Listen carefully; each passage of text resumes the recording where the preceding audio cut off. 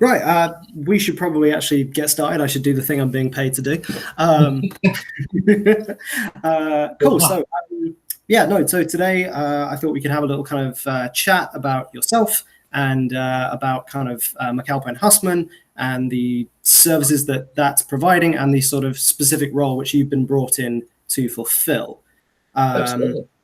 Wonderful. So I was wondering if you could start off by telling our readers or watchers, if this gets cut into a little video segment, a little bit about yourself, your career so far, and kind of what helped kind of prepare you and bring you to your current role.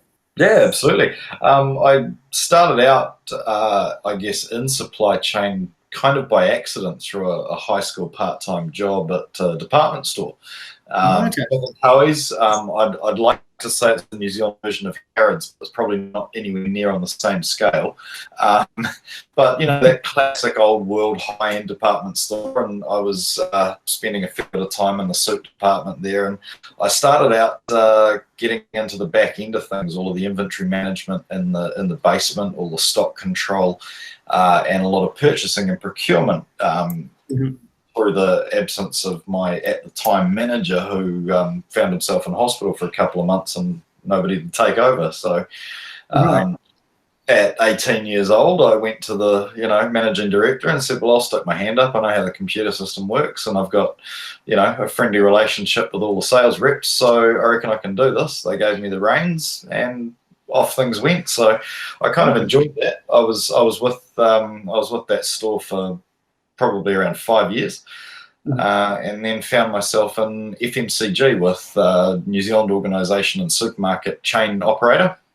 I spent probably about 18 months with them, part of their management development program, and did a various assortment of rotations through running different departments within a supermarket, and just looking at all of the different ways that things operated: checkouts, chilled foods, produce, remarkably different products, some with a visible shelf life, some that you potentially had to smell or examine the underside to see if the shelf life had perhaps passed. And from there went into a beverage distribution company, so wine, beer, spirits, a lot of fabulous product out of the UK, Green King, Hen's Tooth, and I used to live in Bisquick itself, and I used to be based in Norwich. So we get a lot of Green King out there. Right, yeah. So they're still, in fact, that company's still the New Zealand agent for a lot of those Green King and similar beers out of the United Kingdom, along with a large number of spirits brands and a lot of wine from all over the globe. And I was operating in a customer service and purchasing capacity with that business for 5.5 years. Customer of 3PL and freight forwarding company providers. So a lot of interaction from a customer's perspective with those sorts of businesses. I spent 7 months in Brazil. My wife's from Brazil, and we first met at high school 20 years ago, nearly 21 years ago. And congratulations. I spent 7 months over there with her and her family, her friends, her country, her culture, and it was absolutely the experience of a lifetime. It's the gap in my CV that I like talking about when people ask why I have 7 months of inactivity. So yeah, that was a thoroughly enjoyable experience. And how's your Portuguese? It's basic, very basic. Simple conversation, relatively simple words, nothing too complex or I start to get confused and lost quickly. But it also depends who I'm talking to. If I'm around certain people, the conversation speeds up to a level I just couldn't follow. Even fluent, I don't think I could follow it. In fact, I've had family members say I don't have anything to figure out when those two are talking. I can't understand them. It's not bad. It's not bad, but I've got a lot more to learn for sure. Okay. Very nice. Sorry, and then after that, we moved back to New Zealand beginning of 2014, and I took up warehousing and distribution management for Hilti in New Zealand. most famous for their bright red power tool cases, but some of the, I guess, the background of their business is really in a lot of chemical anchoring and fastening systems that within industry is probably their most well-known product and most trusted product, but to a lot of the public or the general population that are aware of the business, they just see the bright red tool cases on building sites and start recognizing it that way. Okay. And during the course of my time at Hilti, there was a lot of space constraints in the warehouse when I arrived. That got, because it was a self-managed warehouse at the time, and some discussions started needing to happen about, the way forward. So one of the things that needed to happen was to figure out what the best way forward was in terms of space, because moving premises is very expensive. The physical move, and also when you go into a bigger premises, it's considerably empty when you arrive, and it takes quite some time to actually fill it up. And with the aggressive growth plans that the company had at the time and succeeded with, in many cases, they just didn't have the facility to try and move every 5 years. It could be $1 million every time you move a building, just in associated costs. Right. You move into a building that you're paying for the entire thing from day one, but it might take you 5 years to actually fill it. Right. So we went through a full third-party logistics provider tender and process of selecting a warehousing services provider that ended up being Rolig Logistics. I won't try and pronounce it officially and properly in German, because quite frankly I can't, and it also does sound a little bit strange. They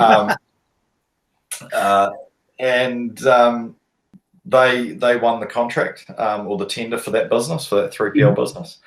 And within about 3 months, they had made me an offer to go and work for them as their contract logistics manager in New Zealand. And so I accepted that challenge because I was very interested, got on very well with the company representatives that I was working with at the time.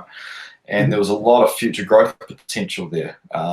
They started out, I joined their business around October of 2015. And I only finished up with them October last year. So it was a good 4.5 years with their business. And I watched that grow from a 1,300 square meter contract logistics facility with 3 customers in it, to a brand new purpose-built 6,500 square meter building with 16 customers, a retrofitted cool store, a dangerous goods bunker. So I would say that the business volume and contract logistics within that company over my tenure there was probably, it would have at least tripled in contract logistics space over 4.5 years. So exponential growth, and quite frankly welcomed.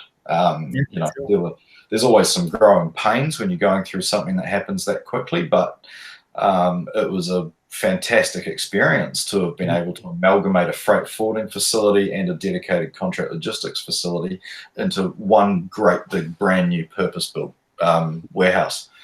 And like, what a learning opportunity as well. Like, absolutely, and a huge learning opportunity for me in terms of my ongoing careers, to be on the other side of the fence as a service provider rather than being the customer of one.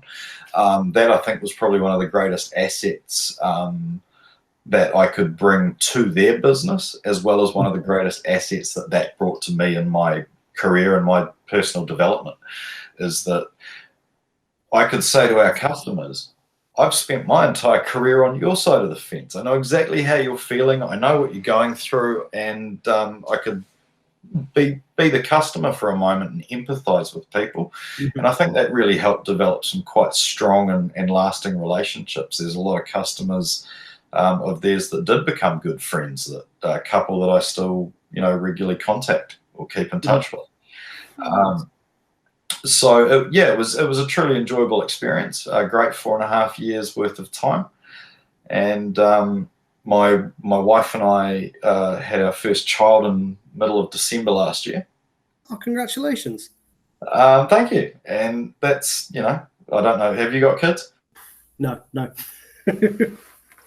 Right. Well, if you decide to go down that track at any stage, it's also a very steep learning curve. The pregnancy wasn't perfect. My wife had a lot of challenges, and towards the end, there were a few things that were simply too much for me to watch happen. I really needed to make sure that I could look after her and subsequently look after baby. So I made the tough call, and I had to end that tenure and that chapter of my life and career. Go be dad and supportive husband. And then earlier this year, we'd gotten through that patch. We have a new baby. She's going well. She's happy and healthy. And that's when I got introduced to McAlpine Hussmann, and here I am. Oh yeah. Well, hey, good for you, man. Like, fantastic. So let's start off with a little bit of an outline of the role which you've been brought into McAlpine Hussmann to fulfill, and then maybe kind of reflecting on some of the kind of duties and things inherent to that role, maybe a quick reflection on some of the lessons you've learned kind of through your past career that we've already touched on, and how that's kind of helping you fulfill that role. I know you talked about empathizing with the customer. I think that's fantastic. It's a bit of a reverse flip now in a way, and I think the role I've been brought in to do is it's supply chain transition. And there's a few things happening in that. One is there are some space constraints in business within the warehouse. Part of that is a bit of disconnected communication around how the warehouse needs to operate. Up until recently, there probably hasn't been a dedicated and centralized supply chain focus, and that was identified as a need in the business, I think, late last year, which is why they were looking for somebody prior to me joining the business. And those space constraints are a physical attribute. They need to be dealt with, but there's also a massive software implementation coming up the back of this. SAP, from an MRP, ERP, and WMS perspective, all with approximately the same go live date. So we're looking at a 3-part software implementation. Less sleep than when your child was born. Potentially, yeah. It's always interesting. I think having used probably 3 or 4 different versions of SAP in previous roles gives me a bit of a broad spectrum view of how the software works. I understand the logic behind it, and that's certainly a part of the reason why I'm in this role, is because of some level of familiarity with that software.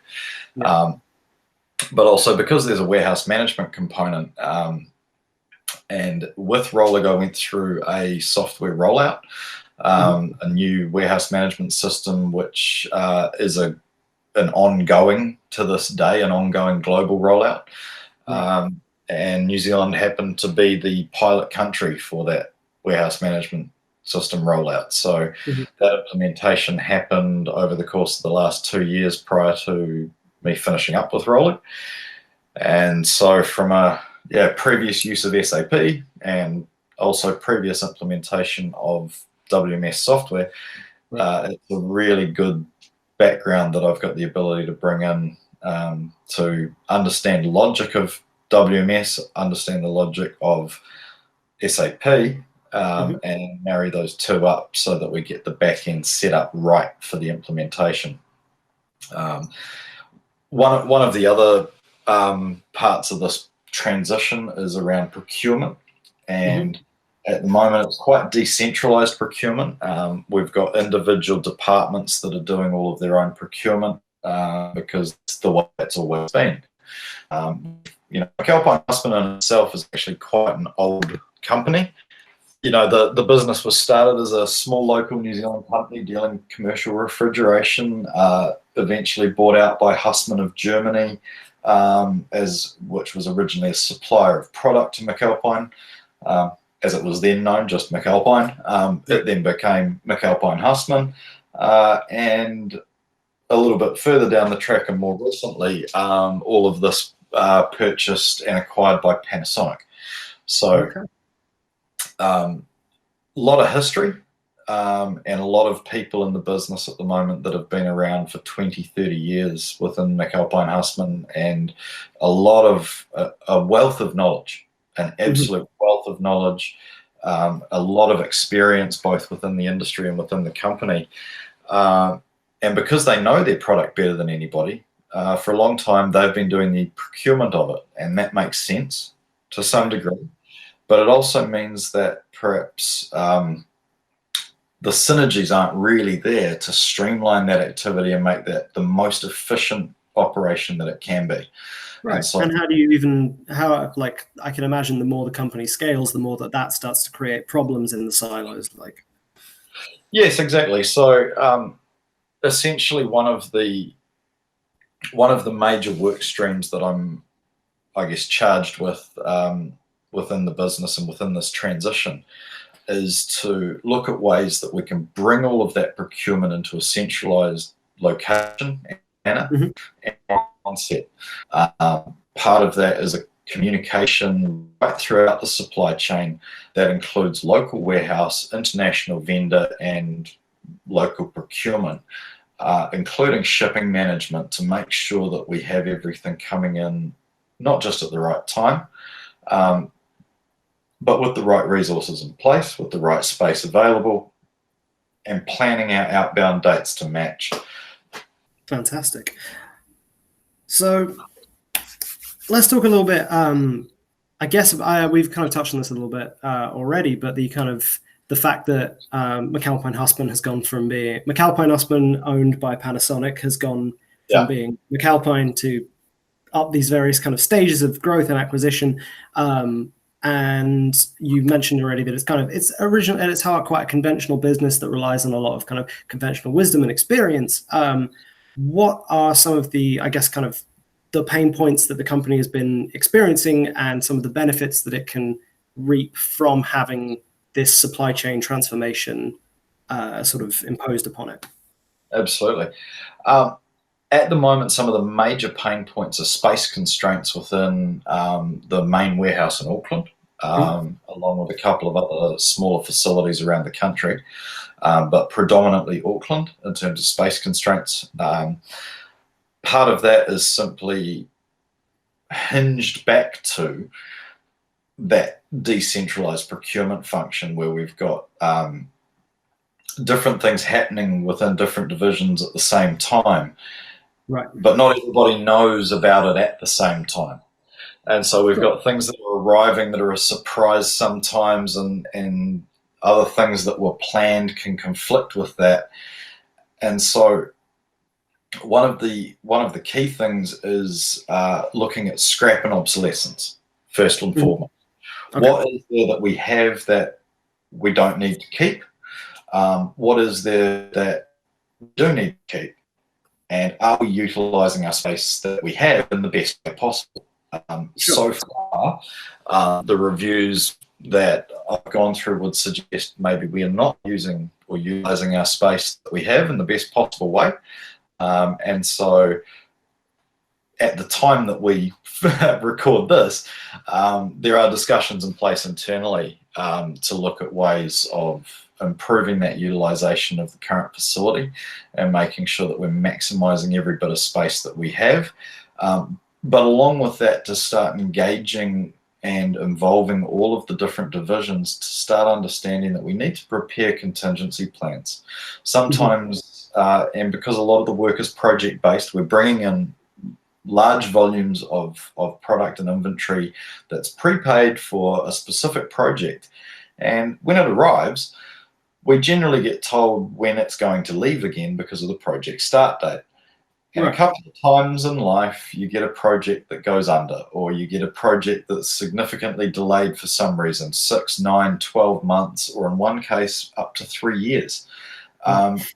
But unless there's a background or back of mind contingency plan that's ready made to know what we should be doing as a business in those circumstances, we will continue to run into things like space constraints. And so I guess it's a matter of the communication between supply chain and the business to understand what's the backup plan and when do we need to actually implement and action that to avoid having space constraints in the future. And coupled with that, looking at the space we have, how can we maximize the utilization of that through a combination of smart layout, the right partnerships with the right companies and suppliers, and also the right technology to support the efficient usage of that space. And that's where things like SAP warehouse management comes into play. Right, of course. Fantastic. Well, I think that gives us three very kind of good central topics to kind of work through, and I guess we could kind of go through those sort of I guess kind of one by one as well.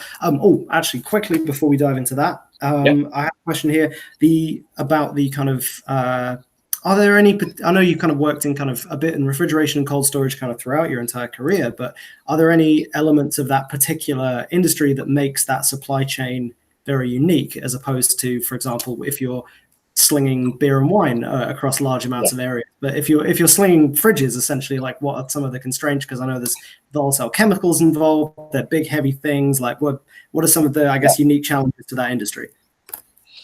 Yeah, look, there's a lot of unique challenges to the industry.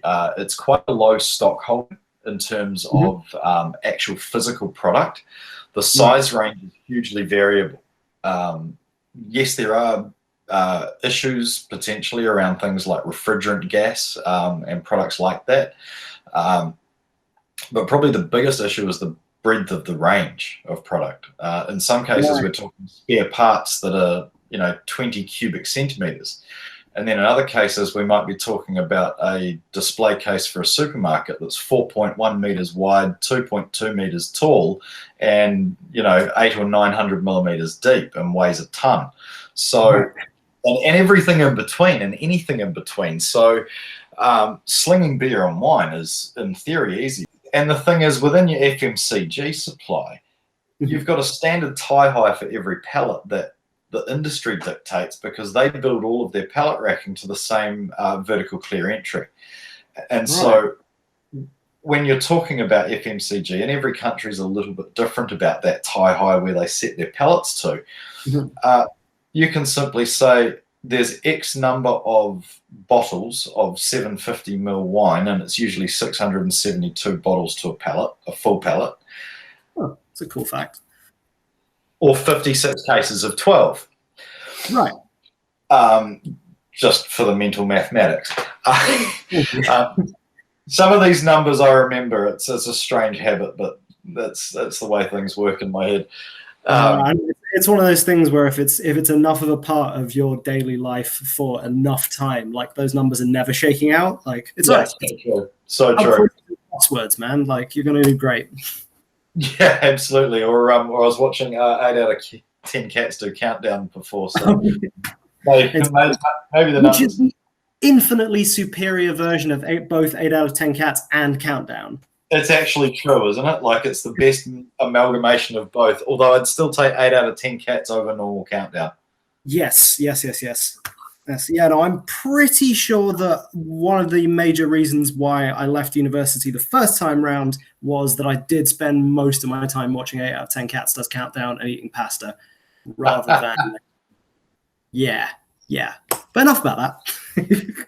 Yeah, we don't do this. I've actually lost my train of thought now. Pallet sizing, the fact that it's because slinging booze, you go, right, there's 750 ml bottles, or then there's the half size 375, so there's just twice as many on a pallet in terms to fit the same height. Whereas when you look at a fridge or an aircon unit, because our business is doing HVAC, refrigeration, as well as cool rooms from time to time, and a variety of other bits and pieces in between. So it's slinging booze is very, very easy when it comes to product dimensions, because you can sell one case of wine, you can sell a whole pallet of wine, but the pallet's always of the same dimensions, generally speaking, within a few millimeters of another one. Whereas when you're looking at things, you could have a 6-foot refrigeration case, a 4-foot, an 8-foot, a 12-foot, and that's just how wide they are. Then the depth varies, the height varies. There's ice machines, serve over cases, freezer troughs that can be 4.1 wide and 2.5 deep, but only 900 tall. Wild. So yeah, the product range is monstrous. And because the low stock holding exists, particularly on the larger product, all of the refrigeration cases are project or contract based. So new supermarkets getting constructed, we're supplying the display cases and the servo and the trough freezers that sit on the floor in the middle of the store. But we don't just sit around with thousands of freezers sitting in a building waiting for that to happen, because a lot of it's also customized. Right. That supermarket has a particular color shelf they want to use, a particular color bumper on the front for trolley protection and things like that. And so all of these things are done on a case-by-case basis. That can even happen to refurbishment. We'll do the same thing. A store says, we want to upgrade all of our display cases, and we want to do it while the store's open. So we want to section. Of course. Yeah, of course. I mean, you don't want to stop trading, right? And of course not. And if you shut a supermarket down for 2 months in order to do that, then you'd lose so much money, you may as well shut the doors. So then there's things like that, making sure that all of the shelves are the right color and as well as the right size. And that can't be done out of a stock model. It would be far too expensive for a company like McAlpine Hussmann to be sitting around with 100,000 square meter warehouse stacked full of all of these ludicrously expensive pieces of kit. It just wouldn't work. And the prices that we would have to charge our customers to not only sell them the product, but also to install, to service, maintain, and repair would also just be prohibitive. So it's a very unique model in that regard, because we've got a combination of obviously the 40-foot and 20-foot containers arriving, but they're often for projects. The actual stock holding is predominantly spare parts. And so we're talking about high SKU count, high line value, and very small bits and pieces in storage. And everything else is quite transient. We might have 20 refrigeration cases, display cases today, and those might be gone tomorrow, and then in 4 days' time we'll have a bunch of trough freezers for a different product in a different supermarket. And so it's really about making sure that the versatility is there to manage a transient and ever-changing size and volume of cargo. Right. And something that has, incredibly quick turnover as well. Yeah, absolutely. That's pretty cool. I think that brings us pretty well to the idea of smart layout as a solution to that you've mentioned. How are you making sure that you can cope with these pressures of having 40, 50 gigantic fridges in one day that have got to be gone tomorrow, but in the meantime you've got 3 or 4 trough freezers coming in as well, and it's challenging, I must admit. Look, it is challenging. Coming into the business, one of the space constraints that was identified to me prior to joining, and it's obviously also quite clear from a visual perspective after having joined the company, is that there's quite a lot of product that's large and in storage, and we may need it at some point in time, but we don't necessarily need it on our premises right now. And so it's either about installing contingency plans around, and I've worked with a couple of our local divisional heads with delayed projects, and we were able to remove some of that product from our warehouse because we knew how long it was going to be delayed for, and we could go to the project and say, okay, this is going to be 6 months away. We don't need it here right now, but we've got, say, 10 containers on the water that are going to be here in 4 weeks' time, and that project's kicking off 2 weeks later, so we've got to be able to turn that around. And it's situations like that where we look at what we have versus what's arriving, and perhaps starting to do that for the first time in a while, where we start to create some solid relationships and solid understanding within the business that we need to think differently. We need to do things a bit differently. And if it's long-term storage, that's probably not somewhere that we need to be doing our own storage at the moment and at this point in time. We need to be thinking about creating alternative solutions so that we have space for our transient cargo. For sure. Actually, while we're on that kind of that idea of change management, shall we touch on the fact that obviously there's a lot of process innovation going on here. We'll get onto the tech in a minute, but this is definitely very much like a big culture shift in a very established business model. How are you sort of, I guess, selling the company's culture on the idea of these changes and how they can benefit the company? How are you executing this change management from a leadership perspective? It's a combined effort because we do have a change manager in place to oversee the bulk of the total business change management and transformation. But from a supply chain specific perspective, I'm involving and engaging with everybody that I need to, because I know that there's nothing worse than having some random newbie come in and go, this is how we're doing things now, and getting everyone's back up and they've been doing things the same way for 20 or 30 years. That's not a problem. And quite frankly, I've been around for 5 minutes. These guys have been around for 20 or 30 years. If there's anyone I need to learn from and leverage knowledge and experience, it's these highly experienced and very knowledgeable people. They know the product inside and out. They know the customers and the movements inside and out. And so by engaging their support and assistance in discussing the best potential future alternatives, as well as highlighting the benefits of what the company is embarking on with this, particularly system change, moving to an SAP model, moving to a very high transparency and high visibility software implementation, they do gain some substantial future benefits and time savings out of it. Any level of automation and increase in visibility and transparency through a business by way of software automation is a great thing for efficiency. And I think some of the people that we're working with, they simply haven't been exposed to it before, and that's okay. You know, it's just a matter of making sure that they understand no one's trying to replace anyone with robots. It's not the year. Well, it's not the year 2020 that we were led to believe by the Jetsons that it was going to be, because I still want my flying car and I wish I had it, but or a robot maid, that would also be useful.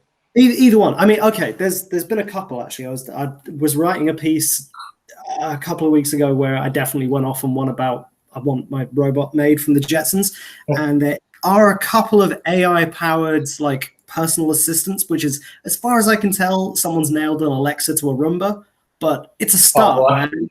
Start. I would actually be quite tempted to do that just for the comic value. It'd be fantastic. I mean, the best thing is that people obviously put balloons and knives on Roombas and make them fight each other around the house. Like that's probably the most like cyberpunk Judge Dredd that I've ever encountered. Oh yeah, that's amazing. I love it.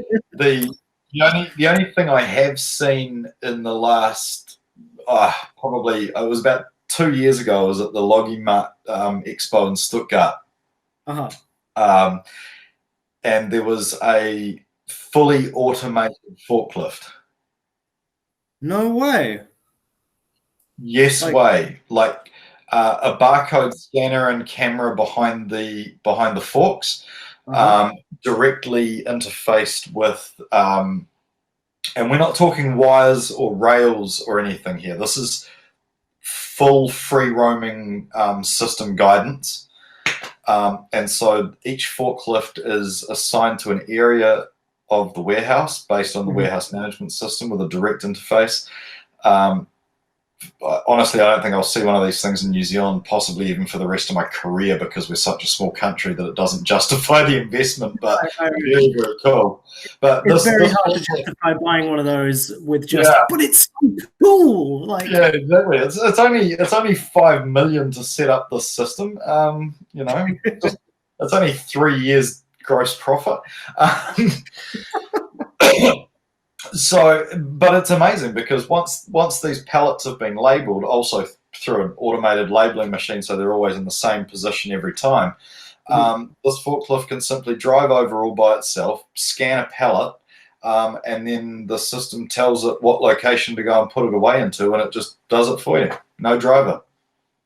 Amazing. And there is a manual override, so you can use that same forklift either through full automation or through manual operation, which is also great because in a lot of cases, the automated machinery is not then also usable in a manual capacity. It's limited. Right. And that just makes the whole thing inflexible for sure. Yeah, exactly. I love those developments because, I mean, I'm absolutely ambivalent about it because, like, on the one hand, that's the coolest stuff I've ever seen. Like, self-driving forklift, fantastic. Free roaming, it's not constrained by anything. And on the other hand, I'm like, it's free roaming, it's not constrained by anything. We got to shut this down, like right now, obviously. Like, it's going to run me over. I've seen movies like the rise of the robots. Interestingly enough, also set up with automated slow down and stop functions if a person approaches it, or if it approaches a person. I would hope, you know. Yeah. I mean, if it finds a way of overriding them all by itself and just starts running down all of the management team in a warehouse when they do a walkthrough, then we're in trouble. But yeah, it's amazing technology. And the thing is, stuff like this is happening every single day. People are inventing these fantastic new pieces of amazing technology, artificial intelligence. And I find the term artificial intelligence quite hard because people always think about it in terms of you know, Iron Man and all of his like moving stuff around the screen and the virtual butler that can literally do anything and has a mind of its own. And that's really not the only way that artificial intelligence operates, at least in my opinion. AI is anything that can automate a process or think ahead of us to some degree after a very clever person's created it, because technology is only as smart as the information you give it, at least for the moment. So when we talk about our business even, and one of the things, it's not a Panasonic or a McAlpine Hussmann product directly, but shelf labels and geolocating security cameras throughout a supermarket that can automate the shelf stock out levels. Fantastic. And that's something that we're quite hot on at the moment is, you know, a combination of magnetic and digital shelf labels that can simply be picked up and moved around, combining that with those geolocating security cameras. And it can automate things to a point where it can literally just send a replenishment order to one of the store staff scanners in that exact department to say, these products in these quantities need to be put on these shelves, and take them through the most optimized route to actually put those away back and stock up the shelf. Brilliant. And I mean, that takes things a step further. Like you've seen the milk things where they just have a single shelf that points towards the customer and they backfill everything. And that's great. You can't have a backfill shelf for absolutely everything because it actually wastes a lot of space, because you need to have a human tunnel behind the shelf in order to backfill it. And so then people start talking about better space utilization, and that's where innovations like this come in. And to me, that is artificial intelligence. We're using something that doesn't require human input to send a human a message to tell them what needs to be done.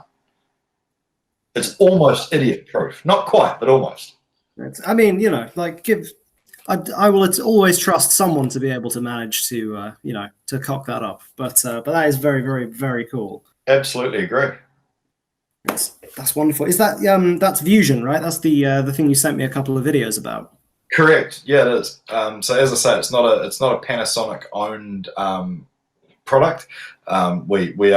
There is a global agency for it, not necessarily exclusive, but it's one of the things that we're certainly working with a lot of our customers on throughout the Hussman and Hussman Global and McAlpine Hussman New Zealand business, is to really start to help to upskill our customers, because at the end of the day, a supermarket is the final mile of the supply chain for us. We're providing the supermarket with the raw materials and the display cases in order to store their product, and they're putting their product on that shelf and then selling it to the customer. And so the supply chain doesn't just stop when we give them a display case. We're giving them the ability to further enhance their own supply chain in the process by then making their route to customer that much more efficient. That's brilliant. Yeah, while we're on technology, I guess shall we talk a little bit more about the the tech, some of the examples of the way that analytics, AI, obviously SAP being kind of a really good kind of cloud platform to support the operations you're doing in your supply chain. Yeah, let's talk about the kind of the new tech. I guess the new kind of wave and generation of new technology that you're introducing or helping introduce to McAlpine Hussmann supply chain. Absolutely. So SAP in all of its formats, the ERP, the MRP, the inventory management, and the warehouse management software, they're obviously all interlinked and also directly connected and interfaced with Salesforce, which is essentially for us operating in a number of capacities, predominantly CRM style capacity for our technicians who are out on the road. They have a breakdown fix that they need to get a part for. They look up the part or place an order direct from their phone. They can collect it from a local wholesaler. They can collect it from our central warehouse in Auckland. If we have that part available in the warehouse, they can add every single thing: time, consumables, travel, everything that they need to do for every different type of thing they can do from a phone, a tablet, a laptop. There's no real restriction on device type. And because that links directly with everything and interfaces with the main SAP system, everything there is interconnected within multiple different softwares to update all the same information simultaneously. So if they place an order against a part within our warehouse that's in inventory and in the warehouse management system, all of that stuff is updated on the way through in real time. And so we don't have to worry if somebody comes in, because we operate a 24/7 repair and breakdown service model as part of our business. And service is a huge part of the business for McAlpine Hussmann in New Zealand. Right. And so we have technicians that might come into our warehouse at 3 o'clock in the morning and need a part. At the moment, they have to write it down on paper, what they've taken, how many, and then somebody else needs to pick up that book in the morning and say, right, I need to go and punch this into the system to actually get it out of stock. Yeah. And that's just because the legacy system is not at the same level as what we're moving to. And the transition to SAP is light years ahead of where the company's systems have been. It allows for real-time transfer of all information. It allows for technicians to go, hey, my buddy's got a part that I need in his van. I meet up with him, I scan the product, and I scan his van, then I scan my van, and it's transferred the stock to me. And I can now go and use it on a job and sell it to a customer without having to fill out a million forms and all of this other stuff. So the flexibility and the agility in terms of our entire service team, as well as our back-end supply chain and warehouse operators within our business, just have all of this, I guess, transparency, visibility, and real-time update with absolutely every part of the supply chain. And this also, I guess, links in with vendor management for overseas transactions as well as local. We have domestic suppliers as well as foreign. And so we start linking in CRM with SAP, ERP, and General Ledger. Then the supply chain and warehouse management system, the vendor management, the transport interfaces for domestic, and we really start to build a culture where we not only rely on but fully utilize the technology that's available to us today. We start to make sure that we are connected to all our suppliers as well as our customers. I don't know if you saw in some of the information I sent back, we are a member of GS1 New Zealand. And GS1 is, one of the global standards, along with SSCC, barcoding, and several other industry standards. And so through that, and our local supermarket customers that we deal with in New Zealand are also very heavily in the GS1 space. So by and large, we want to make sure that every part of our business is connected, interlinked, and using the absolute latest of the technology that's available to us. It won't all happen at once. I think ERP, MRP, inventory management, and WMS plus CRM is enough of an implementation to do in 1 year. But at the same time, we do know as a business that there's quite a large number of other things that are available to us in the tech space. And one of the things that we're employing as part of that SAP implementation is BI reporting. Of course, yeah. It's a relative standard to go along with SAP, standard reporting as well as user customization. But there's future things that we know we can look into. We can make sure that there's direct interfaces between our customers and our suppliers, essentially meaning that, signing bits of paper and writing things down will become a thing of the past. And from someone who has done ordering and delivery and stuff for very small businesses before, I'm sure we can all collectively say, thank God. Yeah, like just, look at your scanner in your hand, see it pop up and say, go here and get 2 of these. And then it just sends you to the next place and off you go.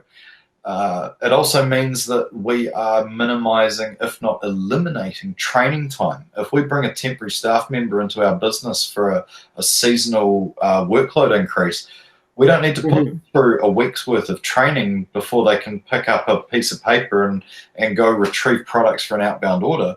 We just say, here's your scanner. It'll tell you what to do. To a point. Perfect. It's not quite that simple, but close enough that it foolproofs the training process by having things linked and automated to such a high degree. Fantastic. All right, cool. Couple of, I guess, kind of like follow-on things from there as well. First things first, let's talk a little bit. You mentioned it before about your partner and vendor ecosystem. I was wondering if you could touch a little bit on the ways in which your partnership ecosystem is helping you to kind of like execute on this transformation. I believe in my notes that you're working with RefSpecs and a couple of other companies as well. I was wondering if you could touch on those relationships and sort of McAlpine Hussmann's general relationship to those ecosystem partners. Yeah, absolutely. RefSpecs in particular being one of our local suppliers, we've been working with them, I understand, being new to the business for around 10 years now. So one of the things that's highly valuable within our partnerships and our partner ecosystems is quality relationships.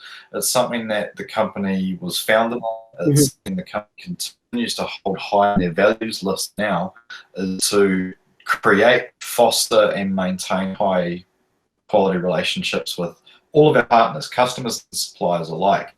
And businesses like RefSpec are really a huge asset to our business in terms of allowing us to do what we do for our customers, because they're not a huge global corporate. They are a wonderful New Zealand locally owned and operated business. They're not far away. They're agile. They have a quick response time. They're very supportive of our business, and we like to make sure we continue to support theirs among all of the other suppliers that we deal with. And when it comes down to it, the relationship is key. The rest of our ecosystem can be assisted through Hussman as a global entity, Panasonic as a parent company entity, and we certainly have strong relationships within the group. And some of that can be leveraged on an international scale, where we're doing a lot of, as you can probably imagine, under the current climate, a lot of conference calls within the business. Right. And we're using a lot of cloud technology, even prior to the whole lockdown and coronavirus pandemic. We were using a lot of cloud software. We're interacting with Hussman Oceania, with Panasonic Asia Pacific, all through a single file that is editable by potentially 50 different people.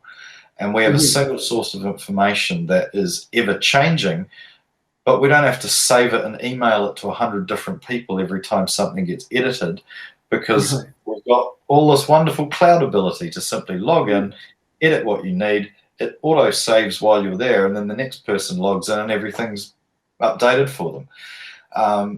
Along with that, of course, all of the conversations that happen in real time that we're all having now, including you and I right now, of course. And this isn't new technology, but it's something that needs to be leveraged for communication in particularly troubling times like we're in at the moment, with a lot of segregation and remote work. It does also mean that we can reach out in real time to a lot of our partners within our own group and locally within New Zealand to say, what can we do to help you, or how can you help us? And some of that might be co-loading at origin if we have Panasonic and Hussman requirements in New Zealand. We can share services to some degree. We have those relationships there. Fantastic. Yeah, no, that's really cool. All right, cool. I think that brings me to what is basically kind of my last big question before I do the thing where I turn it over and go, now what have I missed? But before we do that, so obviously I think I was actually talking to the head of digital transformation at Dell last year, and I must admit I was having a ever so slightly hungover morning, and I had not been given coffee yet. It was really early, and I sort of asked, honestly, maybe a little bit pettily, so when's digital transformation going to be over? When are we going to be done? When's it all get to end? And she was very gracious and very polite, and obviously explained the answer that everyone really knows, which is like it's a never-ending process. So what I wanted to ask you is that, given that digital transformation is a process, and your I guess tenure at McAlpine Hussmann is I suppose by nature going to be finite. What are the qualities and capabilities you're looking to put into its supply chain that mean that it can continue to grow and evolve and be digitally capable and agile going forward, even when you're not there to oversee it? I would like to be able to instill a culture by way of proof.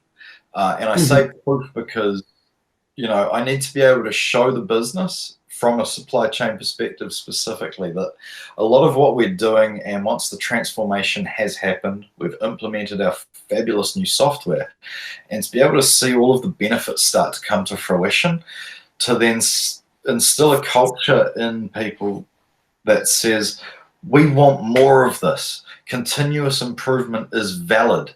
It has a place in our business, and we want more. We can see the benefits of what we've done. What else can we do? Are there other softwares? Are there other interfaces that we can have with people or customers or suppliers that will further enhance what we do and how we do it? And I think every journey starts with a single step. Cliches exist for a reason, and it's very true. That first step where we go, right, we've bitten the bullet, we're implementing this software, we know that it has some fantastic benefits once we start using it, but we won't be able to show the business as a whole how good that is until it happens. We can preach about it for the next few months, and we can say a few Hail Marys and Hallelujahs all along the way. But until they see it in action and see the benefits that they can reap and the rewards that they can get out of this, that's when true transformation and transition starts to take place. Then they start to get hungry for how much more of this can we bring into our business? How much better could we be operating if we found something else that we can add on or bring in that may change things? And I think that's really what I'd like to hope that I can leave behind at the end of my tenure, is to say this business truly understands and embraces continuous improvement. The digital space and what software and technology and artificial intelligence, for all intents and purposes, can do for us. Right. And we want more. Fantastic. That's awesome. Wonderful. Which that's actually a very good line that I'm probably going to steal for the closing quote. Wonderful. I guess, to be honest, the last thing I've got to ask really before I'm sure we can wrap this up is, are there any other remaining goals and sort of timeline elements you have as part of this transformation and implementation that you feel like you'd like to touch on some more? And also, if there's anything else you think our readers would kind of would enjoy or benefit from hearing about. Absolutely. The things that I have left to do, there are quite a few. There's a 4-work stream or a 4-pillar work stream that I am running with as part of my overall project. There's procurement, there is warehouse, there is SAP and general software implementation, and there's people and culture. And as we've touched on before, there's a bit of change management involved. The people and culture side of things requires leadership that's empathetic and understanding. It requires involving and engaging people that are on the shop floor, because quite frankly, they've got the best knowledge of how any warehouse operates. And generally speaking, they've also got some of the best ideas of how to fix what's wrong. And they'll every day, like, yeah, day in, day out. So those are the ones that need to be listened to and involved in decision-making processes. So by involving them, by listening to them and making sure that they are not just on board, but helping to steer the ship that we're on, that's where the people and culture things comes into play, as much as simply explaining the new system. It's just a matter of making sure that all the right ideas come on board. Alongside of that, the warehouse itself, we've talked already about space constraints and obsolescence and some of these other relatively standard principles in supply chain. And so those are ongoing for the moment, at least as we speak now. SAP, the implementation is a lengthy process. It's a very big effort. There's a lot of data to be cleansed. There's a lot of data to be obtained, and make sure that when we do upload everything into SAP, that it is complete and accurate. And that's an ongoing process as we speak. Go live, we're looking at, I believe, first week of October this year. Oh, well, that's creeping up. It is, yep, quite rapidly. But there's a lot of very, very talented people that are working on that in the background in terms of business analysts and various other parts of the business around quality, just to make sure that we're doing sanitary checks on our data at least twice. Right. 2 test uploads in that space prior to go live. So we've got a lot of behind the scenes work that's going to happen to make sure it is a success. And then procurement centralization to try and bring that part of the business into a sphere that starts to not only make some sense, but starts to have a lot more visibility within itself as well as to the rest of the business. Right. And so my existing contract with the business is finishing up at the end of February 2021. And there's a few milestones to reach in between now and then.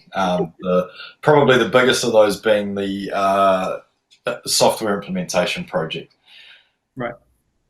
Fantastic. Well, big goals, big things to accomplish, but it sounds like you guys have implemented a lot of stuff really cleverly already, and it sounds like you've got a good network of partners around you and good people internally. Yeah, no, personally, I wish you the best of luck. Thank you very much. Appreciate it. Yeah, thanks again for talking to me, and I hope you have a real good weekend. I hope the cows do well. I hope your wife does well. I hope your daughter is in excellent health. Yeah, hope it's all well with you. And yeah, you should have a draft from me next week, I reckon. Brilliant. Thanks very much. Great talking to you. All right, it's really nice talking to you too. Yeah, have a good day, man. You too. See ya.